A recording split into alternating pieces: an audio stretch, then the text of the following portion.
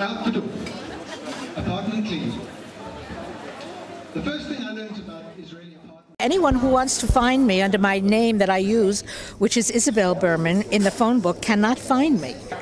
The Misrad ala Panim, which I'm sure everybody knows. We were not trained to deal with people like this when we came on Aliyah. Because at the Misrad Panim, the clerk said to me, Eze min shem is Zevel?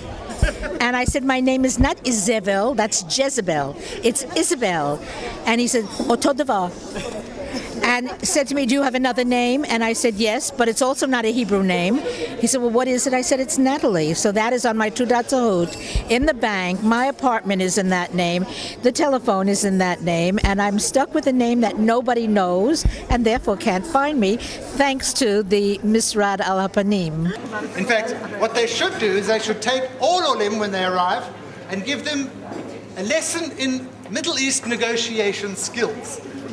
When I arrived in Israel, the only car that sold was Subarus, and only Subaru that sold was beige.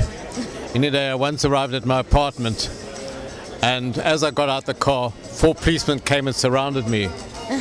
And I said, what do you want? So they said, a car like yours was stolen. This is a stolen car. So I said, let me get my identity card. I said, no, don't touch your pocket, just hold your hands up. So they searched me, and eventually they took my identity card out, saw everything was right. They said, sorry, we made a mistake.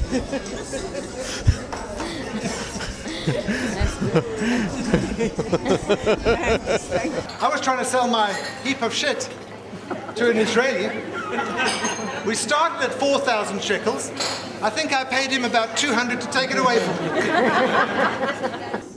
me. Part of the thing is sitting in a ulpan, trying to learn the Hebrew. Every day we all had a place that we sat, except one only student. He never ever sat in the same place twice. So one day we arrived in class and he was sitting in someone's place. And we had from Kurdistan an ex-policeman, a massive big guy. And he simply went up and picked the guy up with a chair and all and put him outside in the passage. and the problem was solved.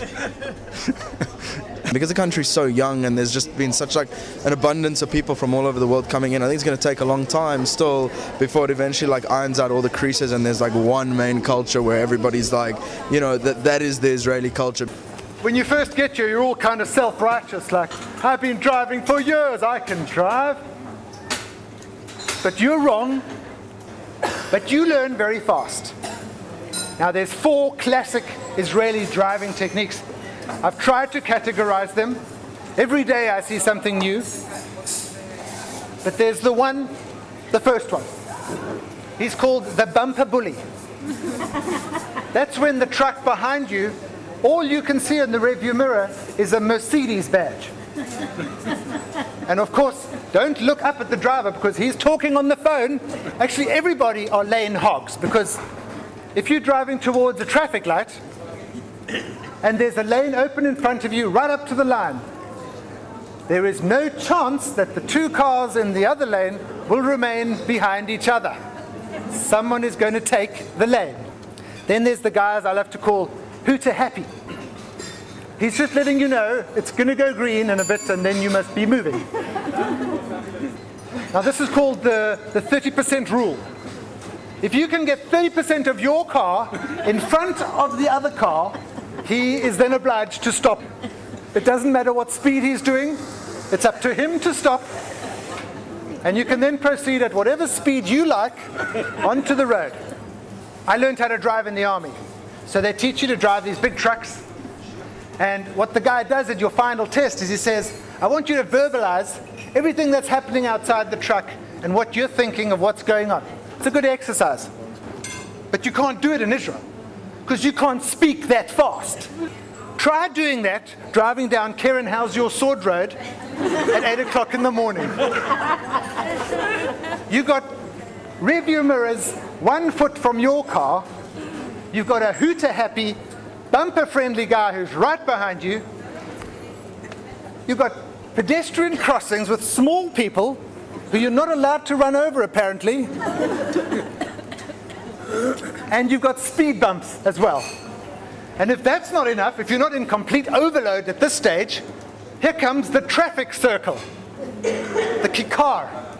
Now, whatever you do, don't yield at the kikar. There is a system here that's been working for 3,000 years. I think the donkeys didn't used to slow down in the old days. They just walked right in and walked right out. I didn't have any driving tests. I came here at a time where all I had to do was give them my license, and they gave me an Israeli one in exchange. I really believe that there is some sort of psychic thing between Israelis.